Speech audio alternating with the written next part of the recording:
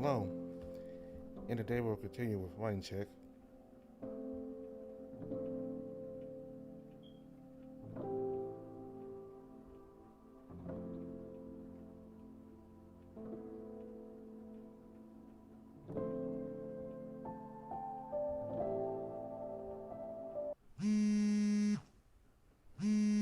I rise from bed and stretch my tired limbs, letting out a soft groan as I meet my alarm. Jeez. My gaze is drawn to the softly blinking segmenter on my bedside table. Alright, maybe it's time to figure out what this thing does. I pick it up, power it on, and find myself staring at the tiny LED screen, feeling a bit lost.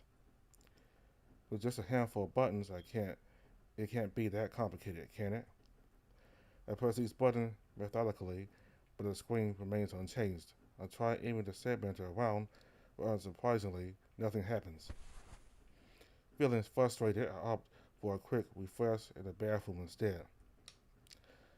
God, I look like a mess. I fixate on the bruise on my thigh, wincing as I gently prod it. Well, at least it's not getting any worse, I guess. Huh? I wonder what. I wonder who that could be. Rose said he let me know when they're coming to pick me up. I cautiously approach the door, curiosity rising, looking through the spyglass. I find it darker than expected. Did the hallway lights go out?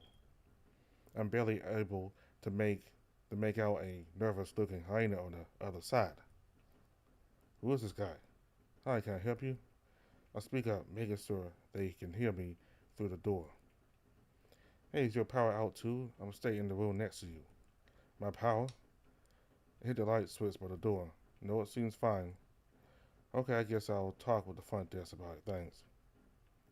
The hyena disappears from view before I slowly open the door and notice the lights in the hallway flicking. Wait. I look down at the segmenter, still in my paws. Did I do that? Holy shit, this thing has crazy range. Well, now that I know what it's capable of, I shouldn't mess around with it anymore. I see why Javier was so cautious earlier. I walk over to my bedside, pick up my phone. Hello? We'll be there in 30 minutes. Please change it to something more inconspicuous. Hey, Javier, sure. What should I? The call abruptly ends before I can finish my question. Well, so much for that. It's been over 40 minutes now. This drive feels way longer than I remember. We haven't really talked much earlier, since Wells focused on driving Javier's typo away on his laptop. Eventually I can spot the familiar lights blinking from the cooling towers off in the distance. We must be getting close. Well, we're almost there. How are you feeling, Theodore? Honestly, still kinda nervous, but at least I'm not scared anymore. Good. You have nothing to be afraid of. I wanna know why I got those texts and why the power plant. What does it all mean? There's Monty too. Exactly. I wonder what the connection is, or if there even is any. The car suddenly stops, suddenly jolts, causing Javier's laptop to fall on the floor. Shit. Could you try to avoid the potholes? I'm working here. How about I drive over there more, just for you? The fox continues back on his laptop, sounding defeated. Are you almost done? No, I'm not. I'm trying to wrap up the decryption process on the data Lawrence gave me, among some other things. But it's taking longer than expected. If it's not PGP2 then. Don't tell me it's. The fox continues to murmur to himself about the contents on his screen that I don't fully understand. Some time passes, the familiar sights of the streets and buildings around me start to become recognizable. In any case, we're as close as we can be. The fox closes the laptop shut and stores it away in the glove compartment. Alright, I wasn't getting anywhere anyway, thanks to somebody. So, what's the plan? We'll park the car, and the two of them turn around to face me. We did some more investigating earlier and found out this place was sticking missing years ago, yet still operating. which means the people, the activity, especially the Sentinels, shouldn't have been there earlier. I got the paperwork and warrant pre-approved, signed and submitted so we can infiltrate inside to what? Rose Southern sharp voice catches me off guard. What do you mean, what? That's not why I asked you to get the paperwork signed. We're not going inside. What? Then why the hell did you ask me to do it? It's so we can be here in the first place to collect information that's defensible in court. Okay, and? We already went in earlier, so the warrant practically covers us going in again. What's going on? What's this warrant? We need to get a warrant every time we investigate any points of interest.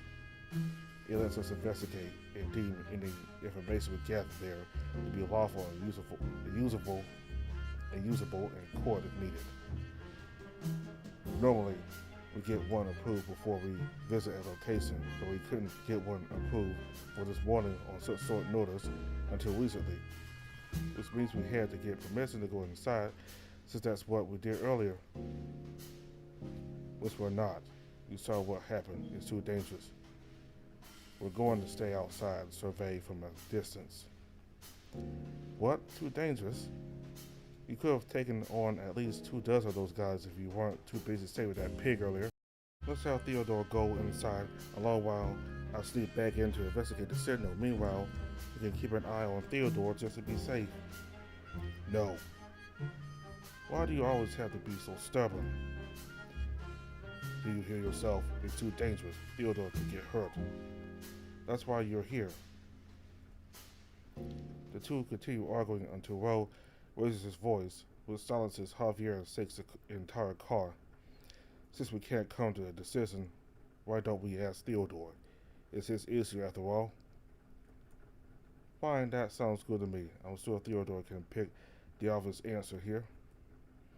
The two stare at me eagerly, each hoping I'll side with them. Huh? You guys want me to decide? Yes, now choose. We don't have all night.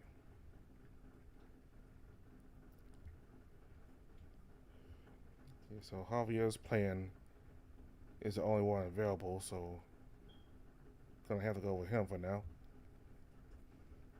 Well, I mean, we're already here, right? We'll probably get more information if we go back inside. See, well, I'm glad someone agrees with me. Well, could you explain again why we're looking for this signal? What's so important? I was oversimplifying. It's always that is too simply to say. Wouldn't it be suspicious to find something where it doesn't belong? Yeah, I guess. Great. And if that's all the questions, I suggest we depart at once. The faster we get in, the faster we can leave. The faster I can go home. And for our escape route, I can drive the car to the front afterwards, and you two can make a run for it, then we leave. Okay, but I don't really like the idea of being a distraction or bait. What if I stay in the car? Listen, I didn't want you here at all, but somebody wanted to bring you along. I told you, it's better to keep him close by in case something happens. But if he's here, he's going to be useful. He's going to be a liability if he goes in. You mutt, he's already a liability just being here. Javier ignores Rose disdain and returns his attention to me. Theodore, with respect to you, we need to take advantage of that, right? I nod slowly, understanding the task at hand. So you want me to be like Monty and get information? Precisely. But what if they recognize me? We were undetectable earlier, jammed their cameras, and Ro put the rest of the guys into a coma, probably. Nothing to worry about, I guess. Don't sweat it. Ro will be nearby to make sure you're okay. Where I'll be infiltrating inside, understand? The fox stares at Ro, who responds back to the low growl before turning to look at me. Fine. Okay, Theodore. All you have to do is walk up to the gates and announce yourself. Should be easy enough. I stare back at Ro, who still looks miffed about this. I'm going around the back. I'll notify you two when I'm done. The fox makes his way off the road, disappearing off behind some buildings. Are you ready? I think so. I would be lying if I said I wasn't nervous though. That's normal. Going up. I'll be watching out for you from the sides. The wolf pats me on the back before giving me a wink and a small push forward. Break a leg. Huh, real funny. I walk out to the gate and see if anyone comes out. I'm not seeing any signs of activity back here. Super, the gate's not locked. Maybe they all left? In that case, try and go in and look around. Okay? I push the gate until there's just enough room for me to slip in. I'm coming inside. I announce myself for the final time, but when nothing happens, I make my way in. The silence is more noticeable now that I'm roaming around. Something seems off. There's equipment scattered across the area with forklifts and trucks parked in the middle of the place. It's like whoever was here just vanished. Guys, this place is empty. As suspected, I picked up the underground signal again, heading towards it now. How does it look outside? Well, no cars anywhere, not even in the parking lot. Should we meet up with you, Javier? Not yet. Try to see if you two can gain access to the control room, while I'll try to figure out how to track down the signal. It might provide some insight as to what happened here. Control room, stay put, Theodore. I'm just around the corner. Okay? I spent the next few moments in complete silence waiting by the utility said for well. Unnerving as it is, I managed to keep my composure long enough to see Ro pop up from around the corner, beckoning for me.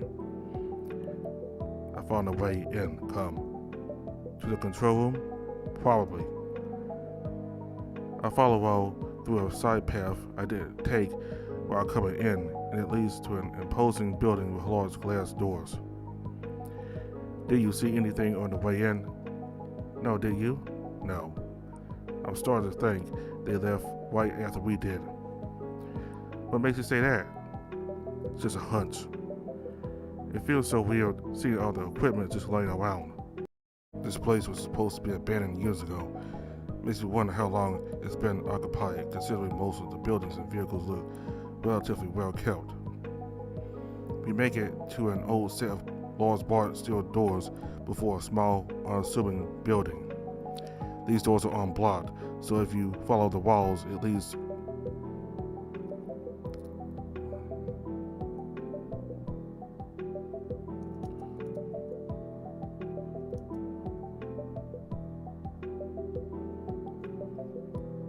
This place was supposed to be abandoned years ago.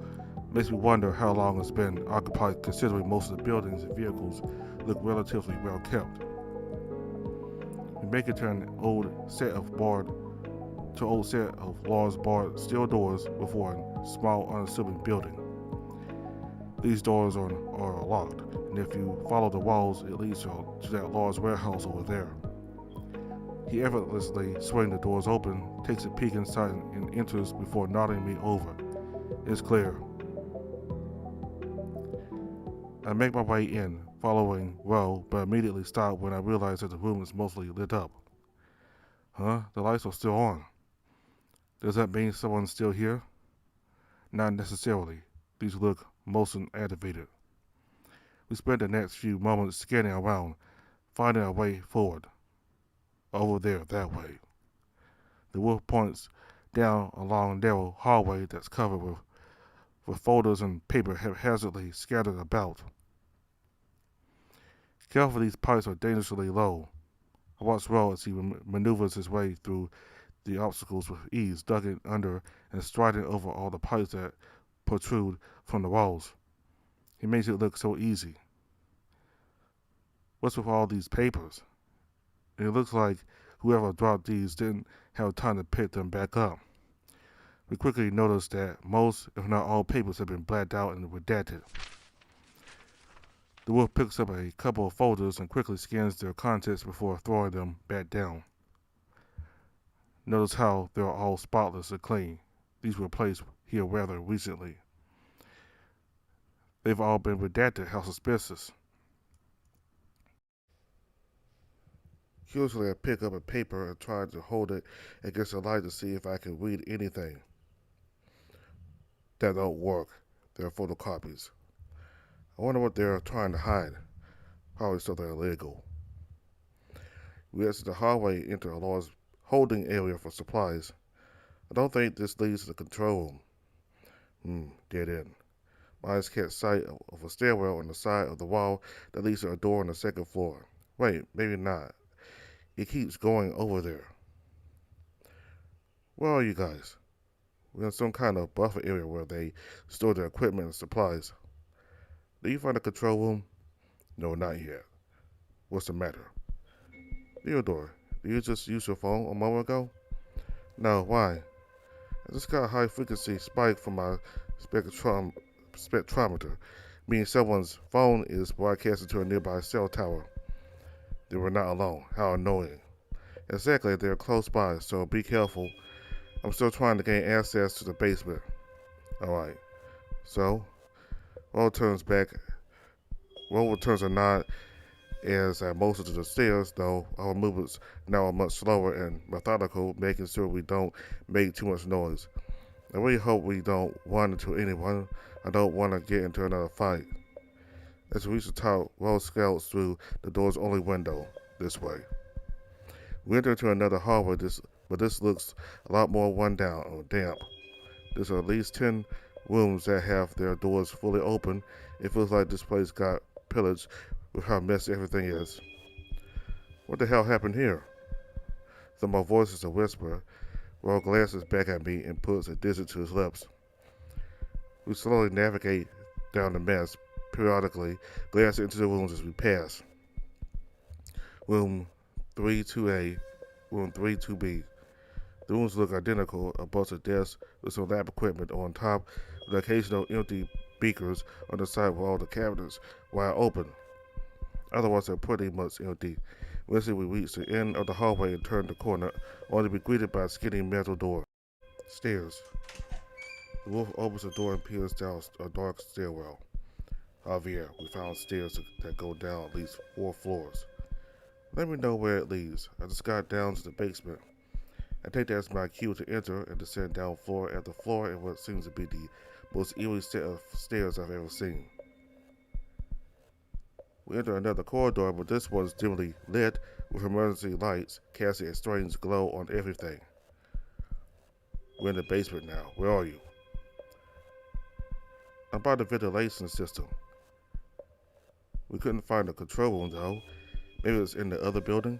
That's fine, it's not important. Where are you guys? We're in a hallway with some unlabeled rooms. I don't think we're close by. Should we come find you? No need. I know where you guys are. Give me a second. I need to show you something I found. I look over at Ro, who's peering into a room that's filled with equipment. Is this a power plant or laboratory? As you mentioned it, there was some lab stuff we passed upstairs. The wolf walks over to another door, peers in through the door window, and attempts to open the door. Locked. Tempted to see how well this door holds up, but I'd rather not draw any attention to us. Curious to look through another door on the opposite side.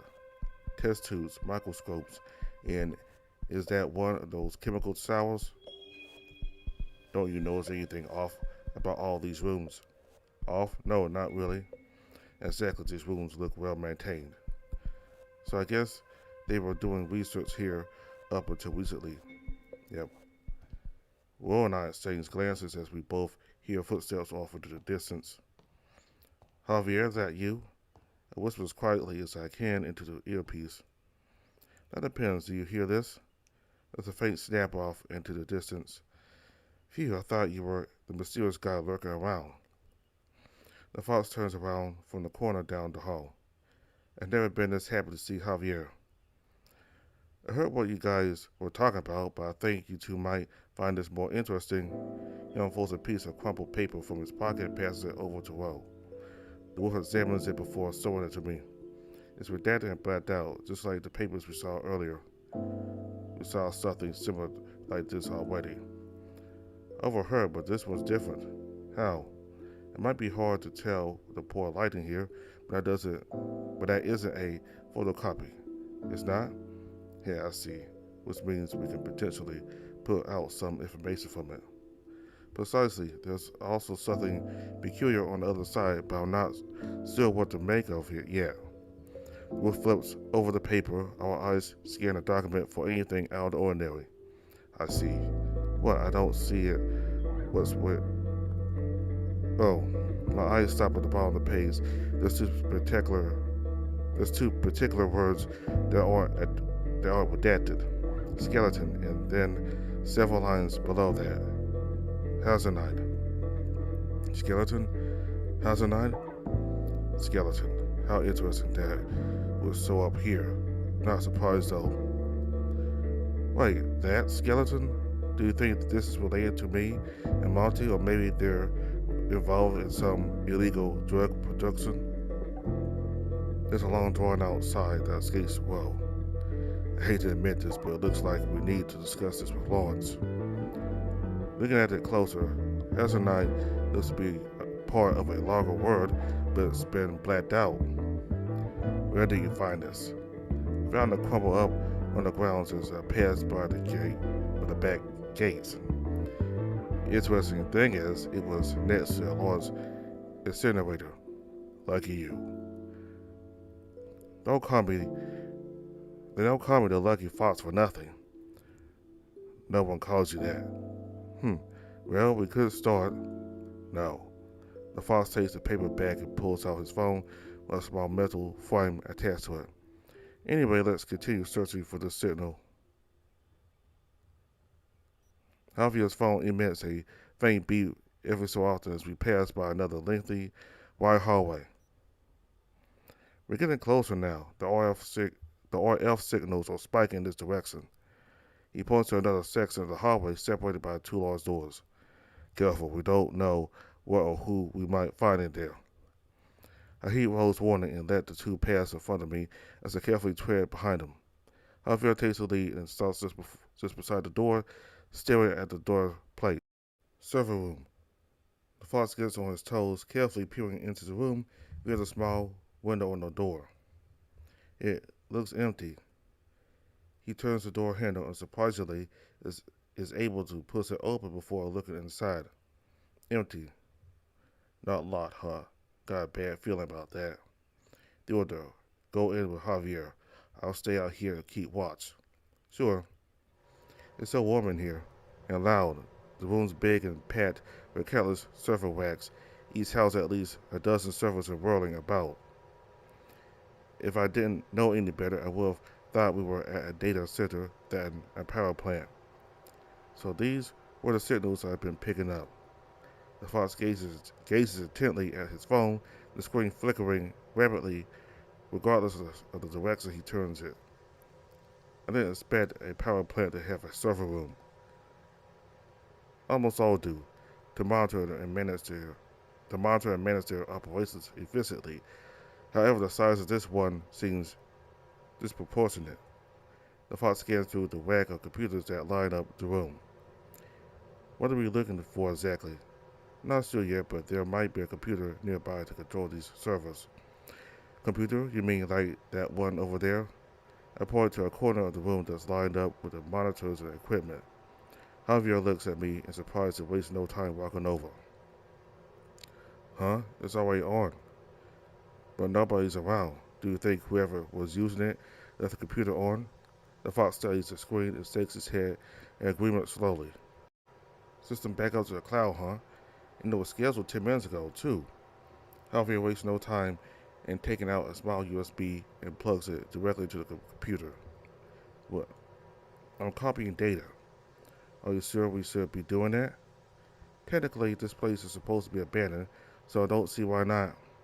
The fox stares back at the screen and a frown starts to form. This is going to take a couple of minutes. Isn't that fast? This USB is copying just under a petabit per second, which means these servers have a lot stored on them. We can leave immediately after this is done. What about the control room? I thought we were looking for that.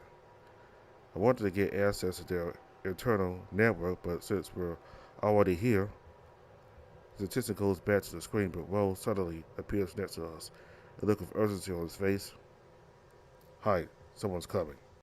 Quickly guns down and Ro servers, disappearing from sight.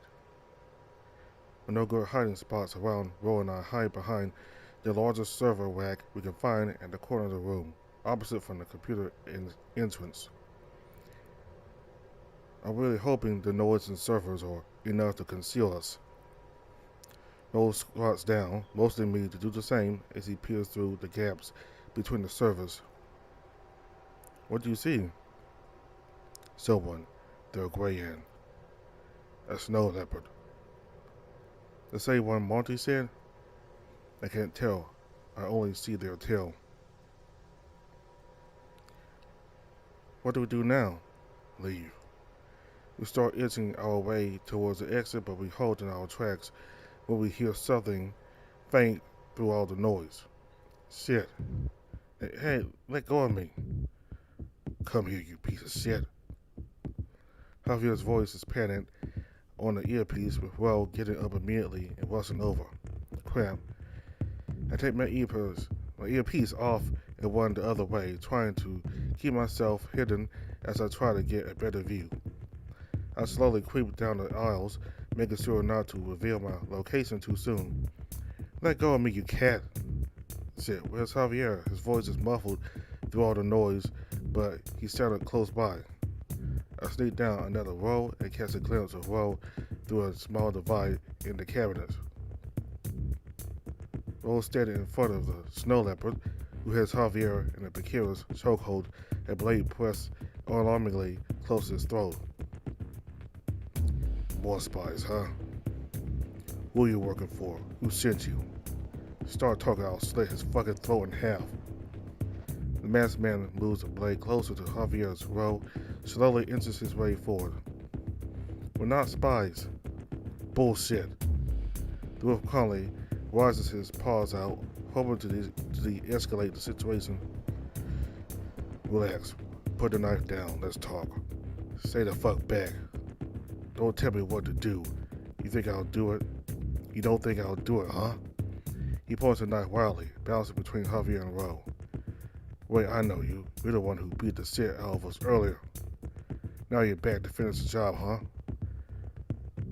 We're everywhere. You can't do shit to us. Shit. I need to do something or Javier's gonna die.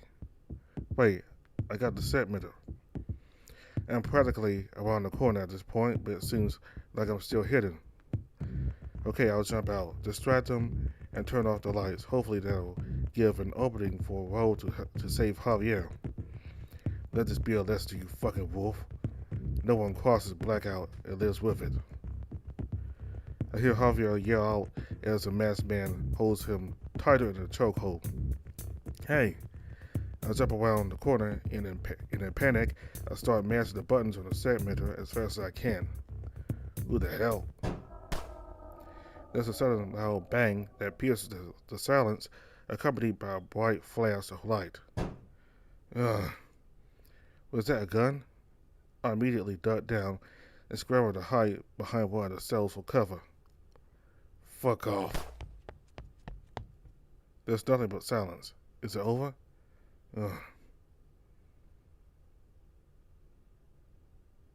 Seconds tick by painfully as my eyes adapt to the darkness, only to be momentarily blinded by the emergency lights kicking in.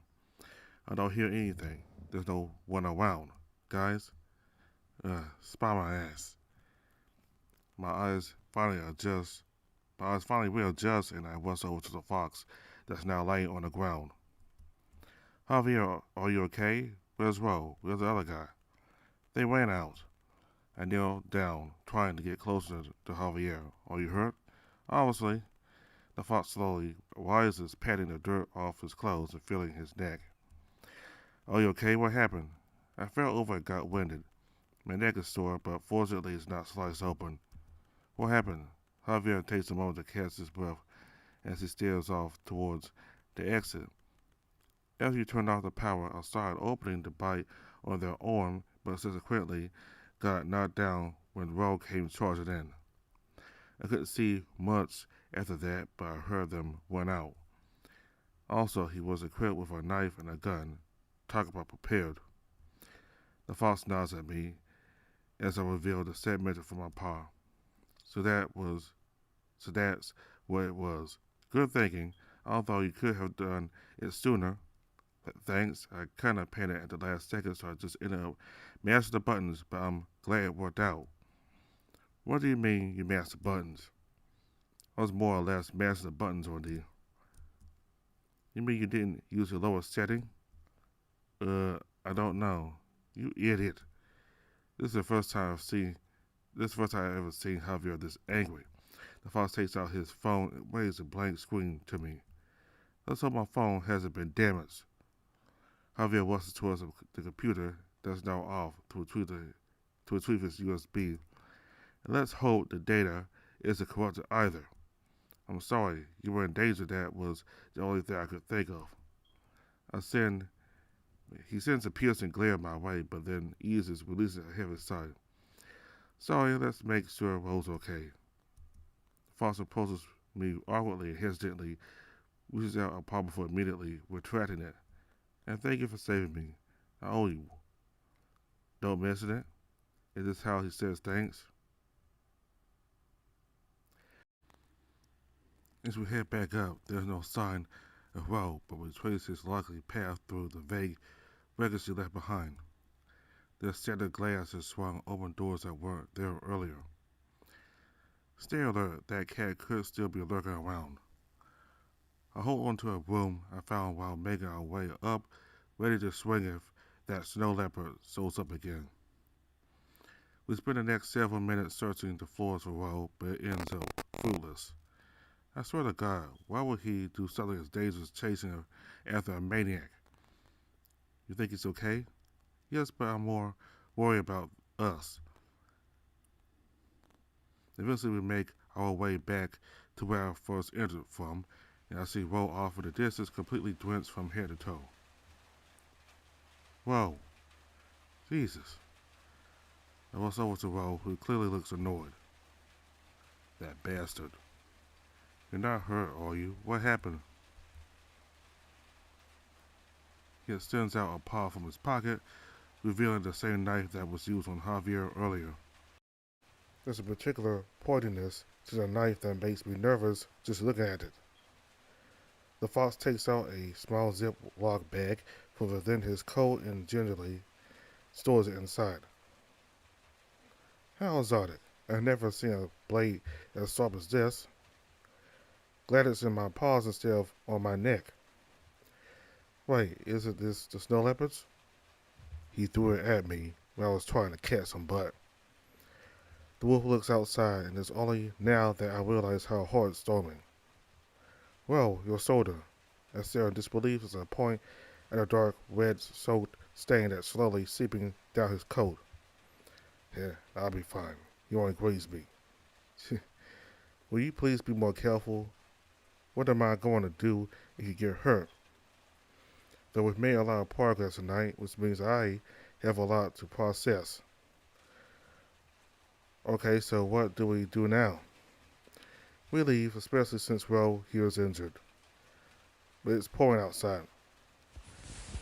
Ro walks over and wraps me underneath his coat, which is surprisingly dry on the inside. Come on, it's getting late.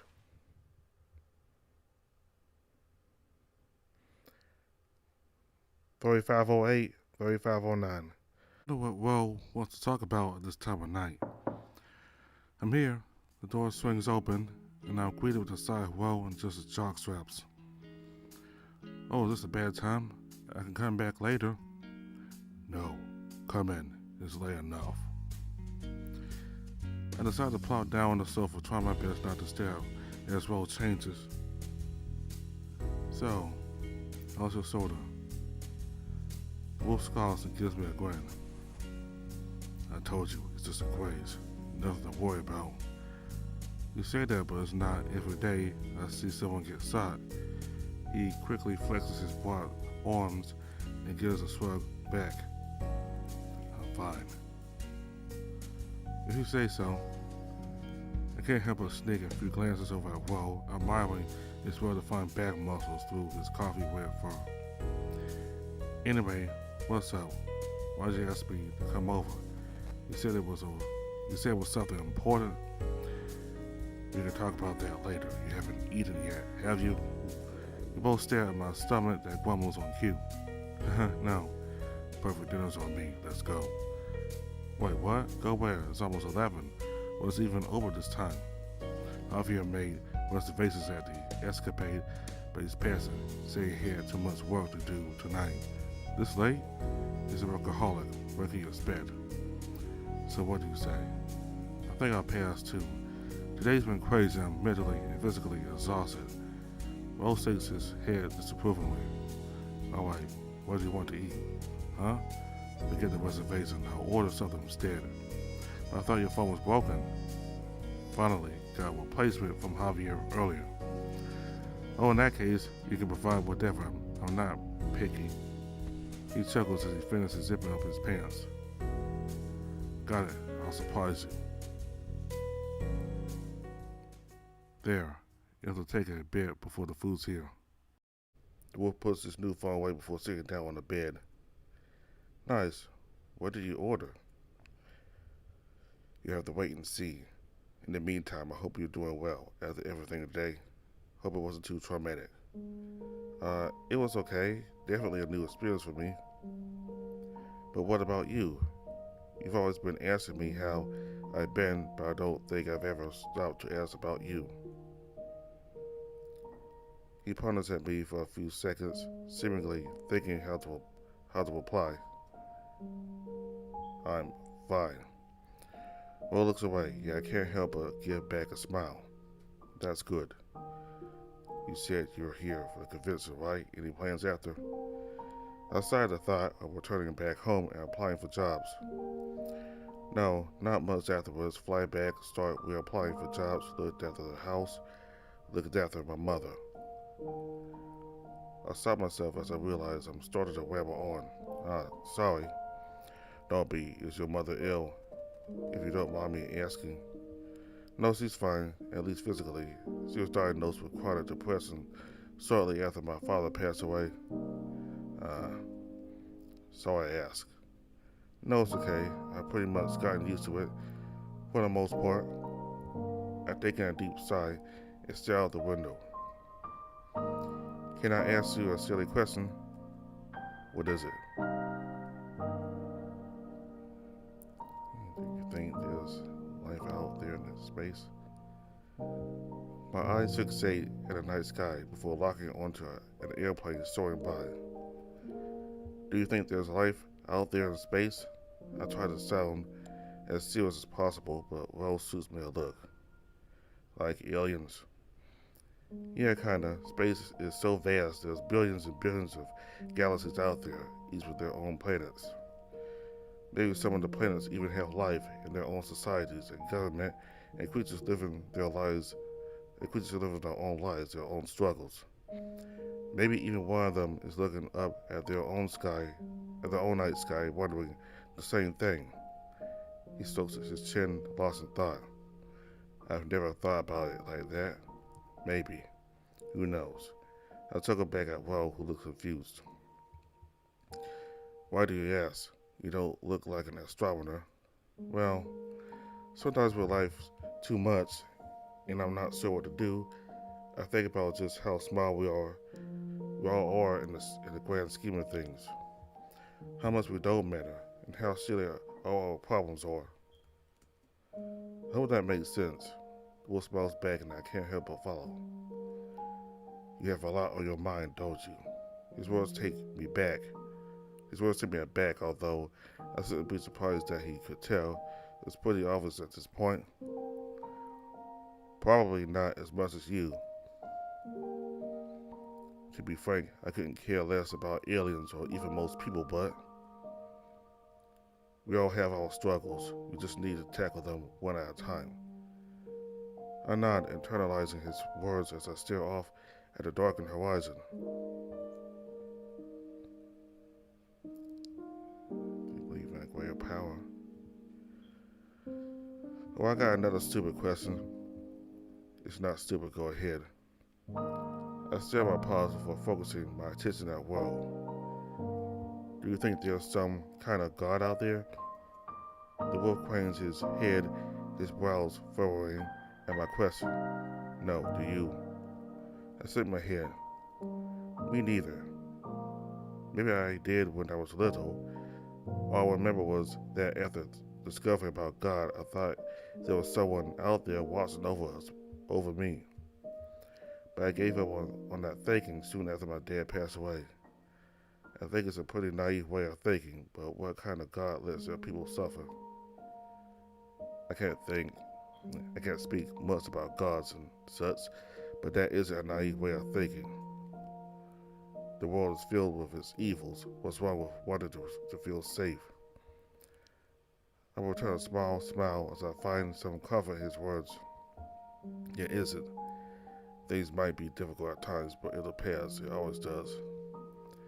And if it doesn't, well, you got bigger problems to worry about at that point. Yeah. Do you think time travel will be a thing? Okay, this is the final, last question, I promise.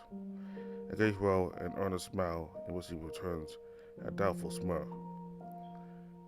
I'm not your therapist, you know, but go ahead. He chuckles and we both end up staring at the cityscape below. I watched this documentary before about time travel and well, do you think it'll ever be real?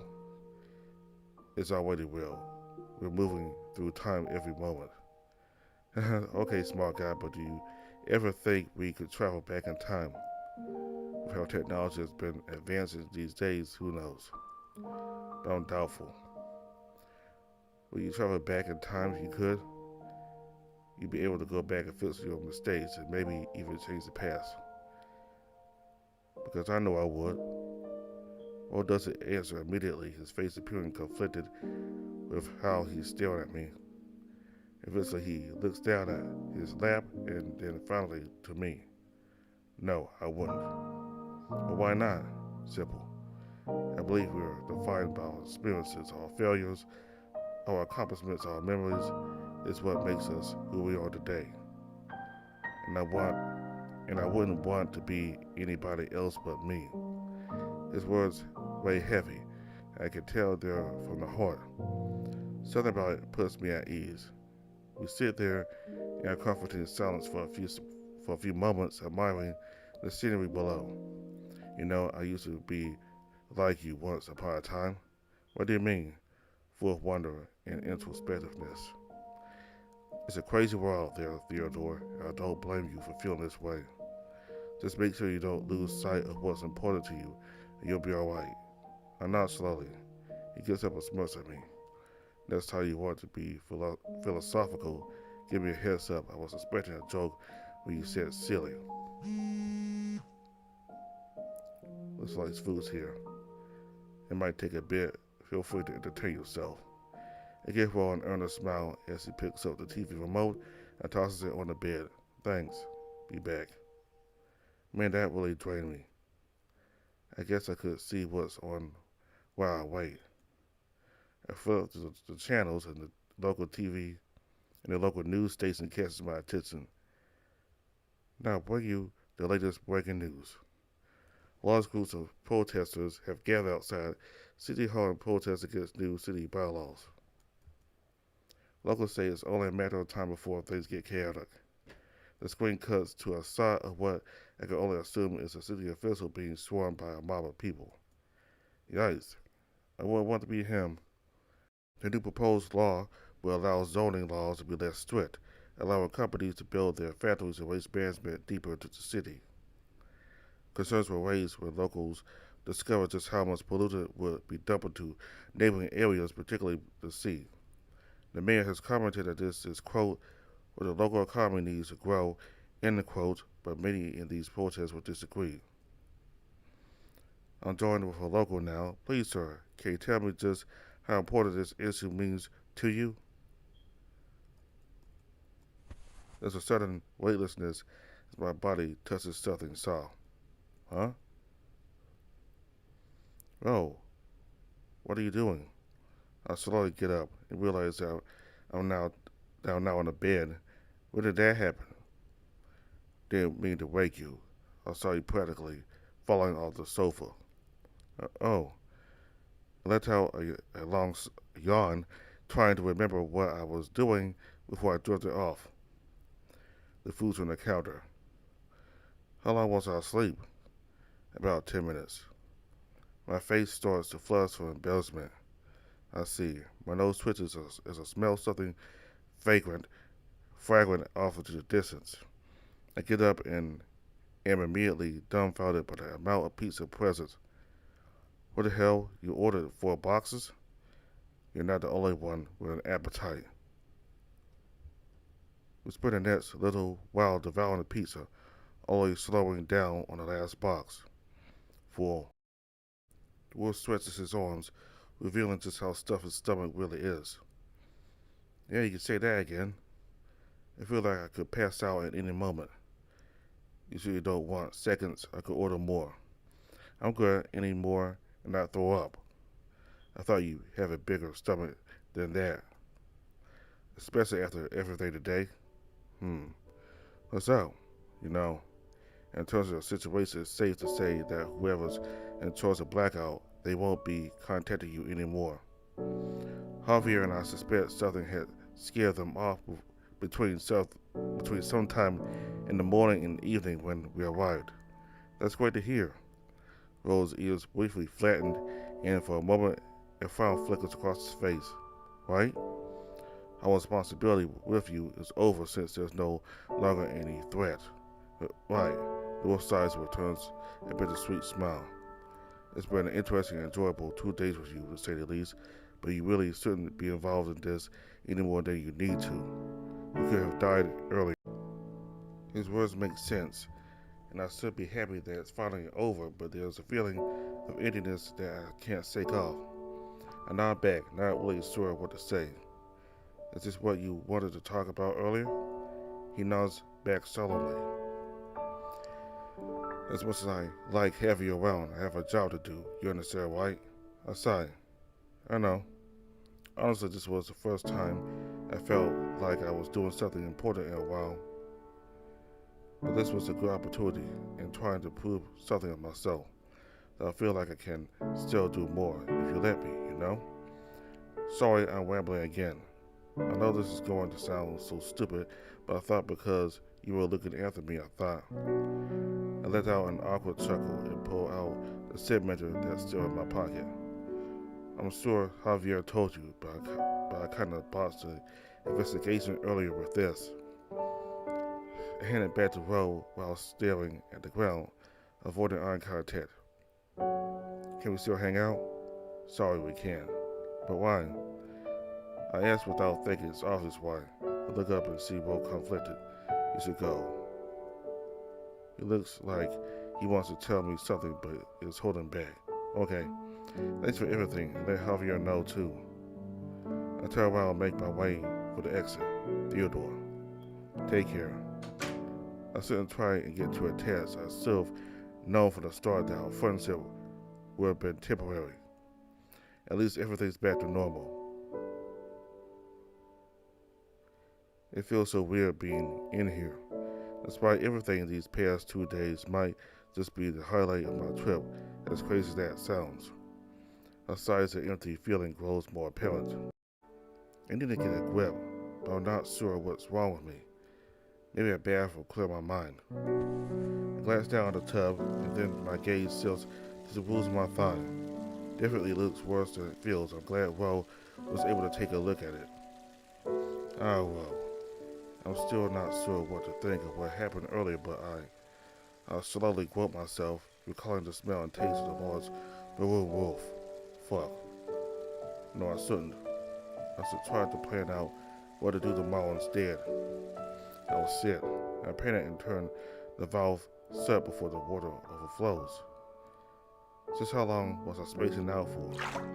I carefully lowered myself into the tub, the hot water spilling from my weight. Whatever, I'll clean it up later.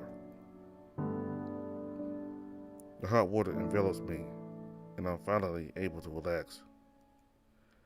No more weird texts. No more fights. No more putting my life at risk. No more woe. I'm such a loser. Why can't I do anything right? I carefully wipe the tears streaming down my face, trying not to spill any more water. I sink further down into the bath, the empty feeling growing even stronger. Nothing really matters anymore.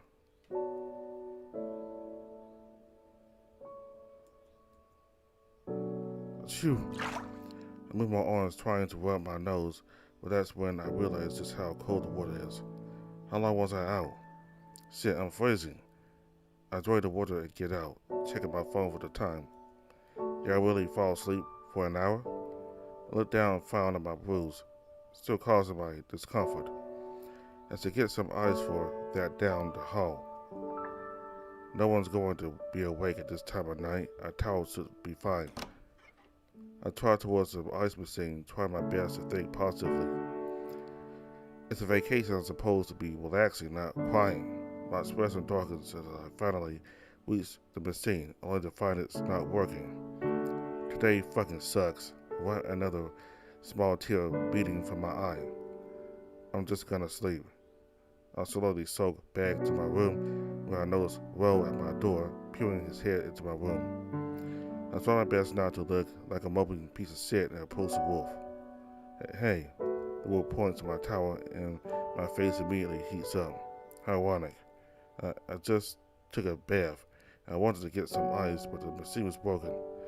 It's just a bad time. No, it's fine. Is something wrong? Did I forget something? No, it's wrong. I just wanted to talk. Oh, sure, come on in. I quickly throw on some clean clothes as Ro makes his way into my room, silently staring out the window. So what did you want to talk about? What's on your mind? Not much. I guess I just think about what to do tomorrow. What about you? What were you going to say earlier about me looking after you? This question catches me off guard and I'm left feeling flustered. I did say that, didn't I? I know the investigation is over, but I thought you'd stay with me longer because of what we said, because of what we did earlier. Sorry. I see Rose stare at me through our reflection on the glass. He lets out a sigh and finally approaches me, clearly upset. Don't apologize, I still just told you earlier. I don't want you around because I only put you at risk. That's it.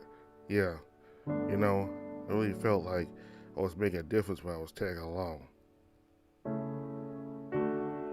He extends out his arms, holding me tightly. You did, and I'm impressed. What? I stare over myself, trying to find the words to conceal my embarrassment.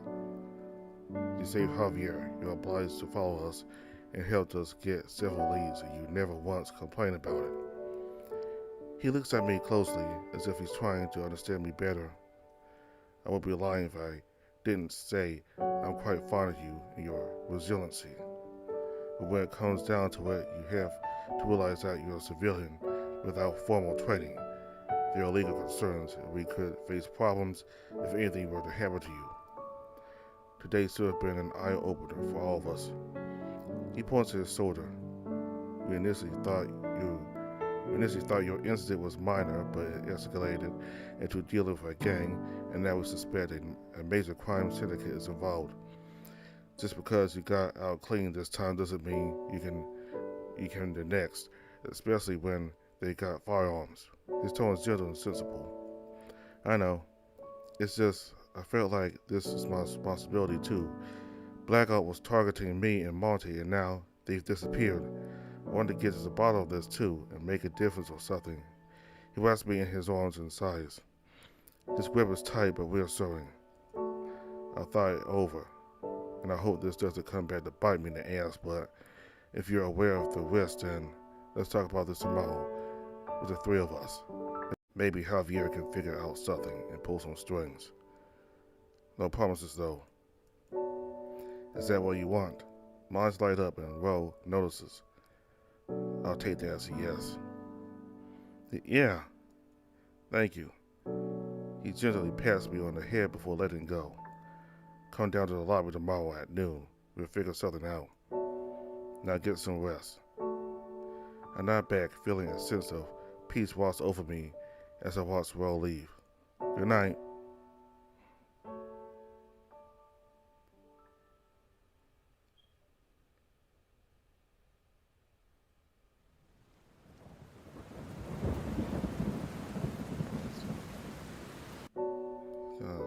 Start right here.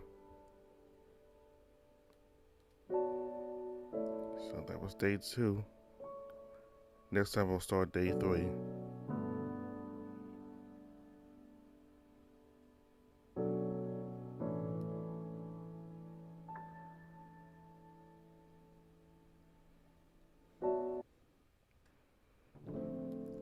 Hey, so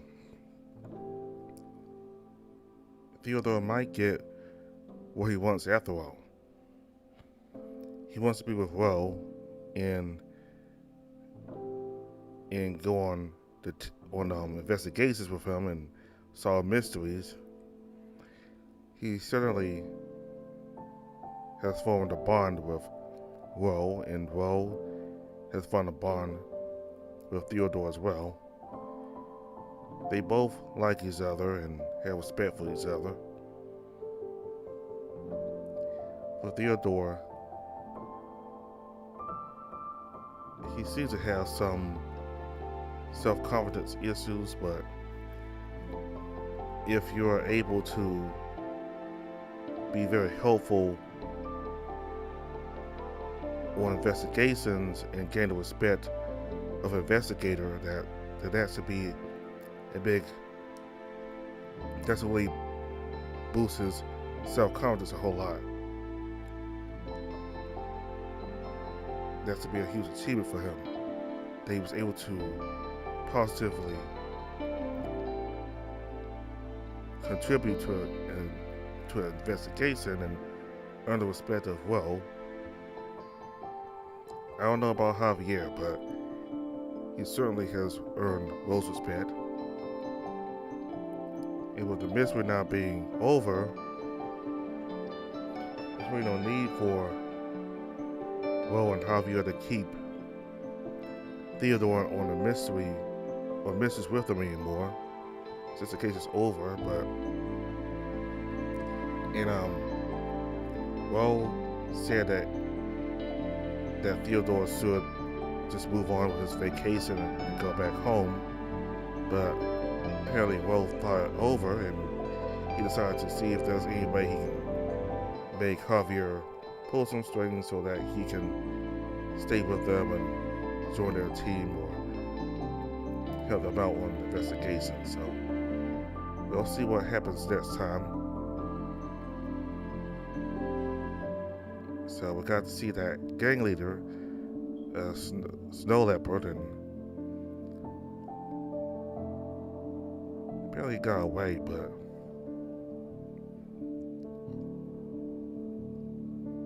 anyway, he's a quite violent guy, threatening to kill Javier. So really like that CG of Ro and Theodore towards the end there. I enjoyed that a lot. It really details their relationship. I wouldn't say they love each other yet, but they certainly have a bond for each other. And they're very hesitant to leave each other. So we'll start day 3 next time. So thank you all very much for watching. Goodbye.